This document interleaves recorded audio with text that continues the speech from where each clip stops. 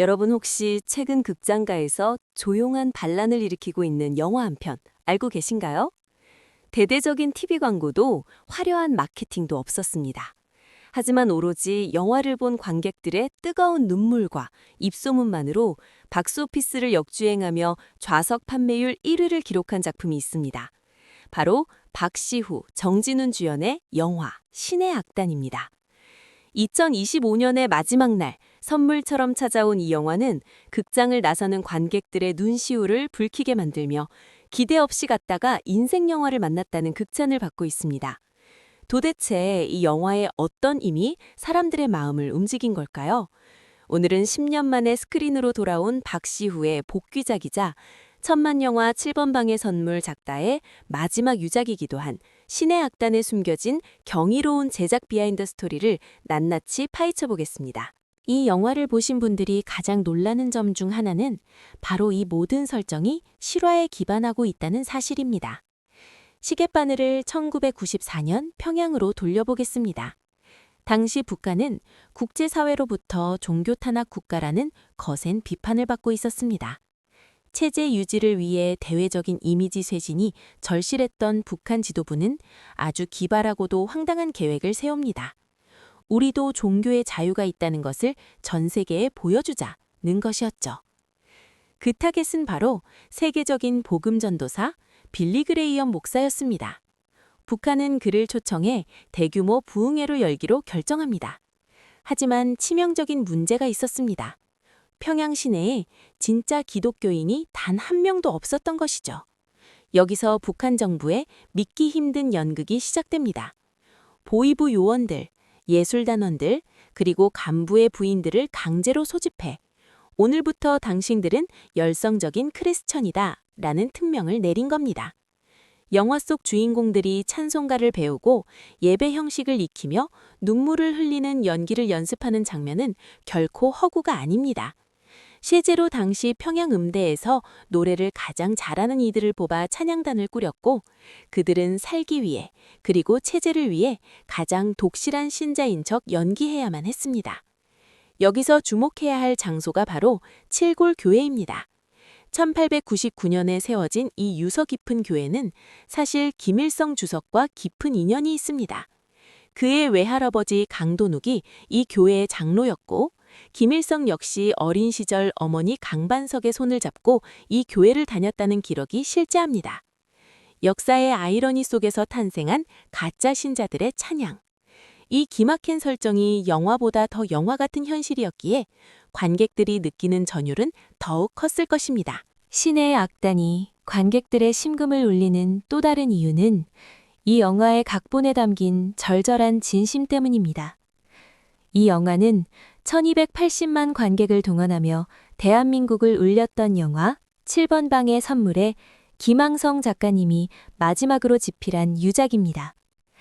작가님의 인생 자체가 하나의 드라마였습니다. 1997년 IMF 외환위기 당시 사업 실패로 인해 감옥에 수감되는 아픔을 겪으셨죠. 그때 작가님이 머물렀던 방 번호가 바로 7번 방이었습니다. 인생의 가장 바닥에서 마주했던 그 절망적인 순간이 훗날 대한민국 영화사를 새로 쓴 명작의 모티브가 된 것입니다. 김항성 작가님은 생전에 단절된 공간 속의 인간애에 천착하셨습니다.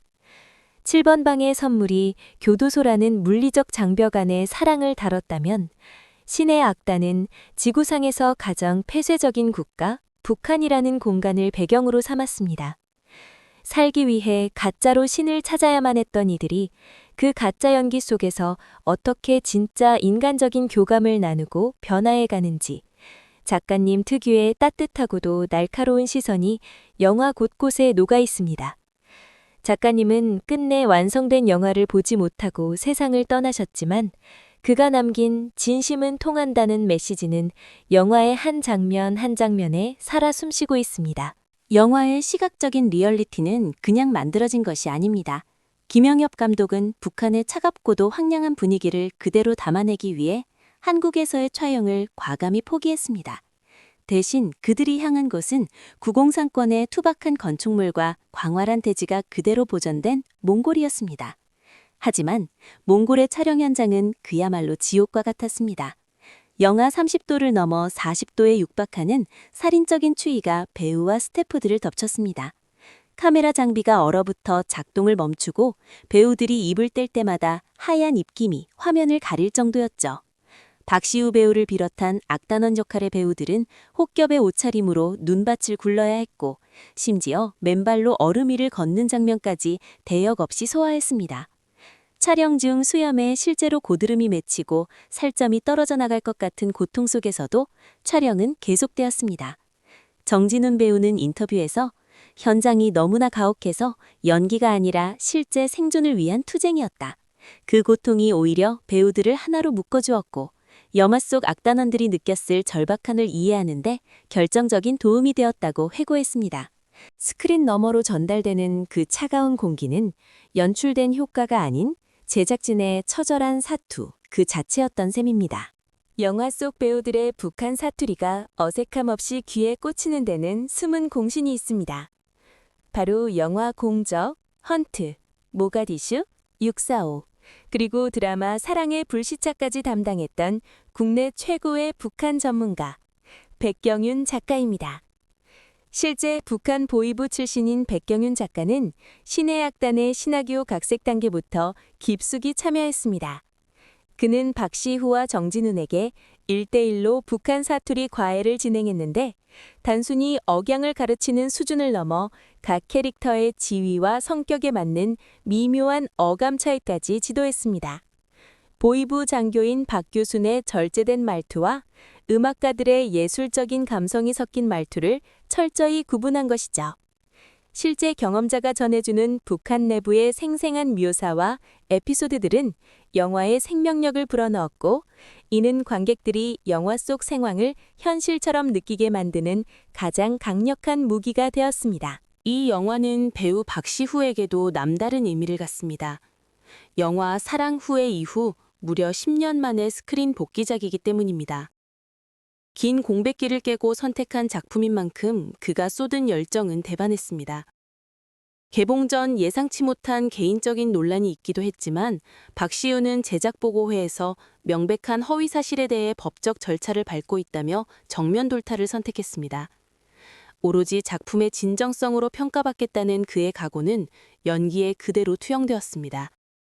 그가 맡은 박 교수는 오직 출세만을 위해 앞만 보고 달리던 냉혈한 보위부 요원입니다. 하지만 가짜 찬양단을 감시하고 지휘하는 과정에서 그는 역설적으로 자신이 잃어버렸던 인간성을 발견하게 됩니다.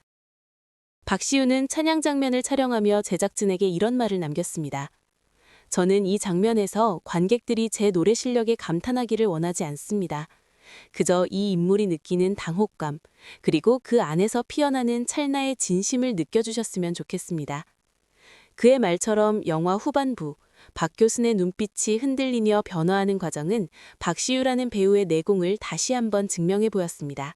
신의 악단을 음악영화라고 불러도 손색이 없는 이유는 영화 전반을 흐르는 명곡들 때문입니다. 광야를 지나며, 웨이메이커, 은혜 등 기독교인이 아니더라도 한 번쯤 들어봤을 법한 CCM 명곡들이 영화의 중요한 순간마다 울려 퍼집니다. 심지어 임영웅의 히트곡 사랑은 늘 도망가가 등장해 관객들의 귀를 사로잡기도 하죠. 가장 흥미로운 지점은 이 음악들이 북한식으로 재해석되었다는 것입니다. 천재적인 지휘자 김성철이 명곡 은혜를 북한 특유의 뽕짝 스타일, 즉 주체식 음악으로 편곡하는 장면은 영화의 백미입니다. 제작진은 이를 위트 있게 초선 크리스천 뮤직, 줄여서 CCM이라고 명명했습니다. 처음에는 우스꽝스럽게 들리던 그 노래들이 생사의 갈림길에 선 인물들의 절박한 목소리에 실릴 때 관객들은 웃음을 멈추고 거대한 감동의 파도를 마주하게 됩니다. 종교라는 틀을 넘어 음악이 인간의 영혼을 어떻게 위로하고 연대하게 만드는지 영화는 아름답게 보여줍니다. 원래 신의 악단의 초편집본은 2시간 30분에 달했습니다. 하지만 최종 극장판은 2시간 내외로 편집되었죠. 이 과정에서 아쉽게 삭제된 30분의 분량에는 캐릭터들의 깊은 서사가 담겨 있었습니다. 박시후 배우는 인터뷰에서 박교순이 왜 그토록 냉혹한 인물이 될 수밖에 없었는지, 그의 아픈 과거와 트라우마를 보여주는 장면들이 편집되어 개인적으로는 참 아쉽다고 털어놓기도 했습니다. 또한 실제 대형 교회에서 수많은 성도와 함께 촬영했던 대규모 집회 장면도 흐름상 상당 부분 축소되었습니다. 영화가 세상을 바꿀 수는 없지만 누군가의 마음을 따뜻하게 만들 수는 있다. 김영엽 감독의 이 말처럼 신의 악단은 2026년 새해를 맞이하는 우리에게 가장 필요한 온기를 전해주고 있습니다. 가짜 신앙으로 시작된 비극적인 코미디가 결국은 진짜 인강애로 승화되는 과정. 이 영화는 단순히 북한의 실상을 고발하거나 특정 종교를 전파하는 영화가 아닙니다.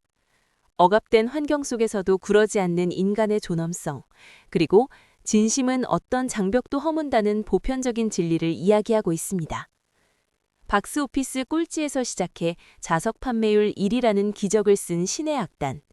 지금 이 순간에도 극장 어딘가에서는 이 가짜 찬양단이 부르는 진짜 노래가 관객들의 마음을 어루만지고 있을 것입니다. 아직 이 감동의 물결에 동참하지 못하셨다면 이번 주말 소중한 사람과 함께 극장을 찾아보시는 건 어떨까요? 지금까지 신의 악단 제작 비하인드 총정리였습니다. 이 영상이 흥미로우셨다면 좋아요와 구독 부탁드립니다. 다음에도 더 깊이 있고 재미있는 영화 이야기로 찾아오겠습니다. 시청해주셔서 감사합니다.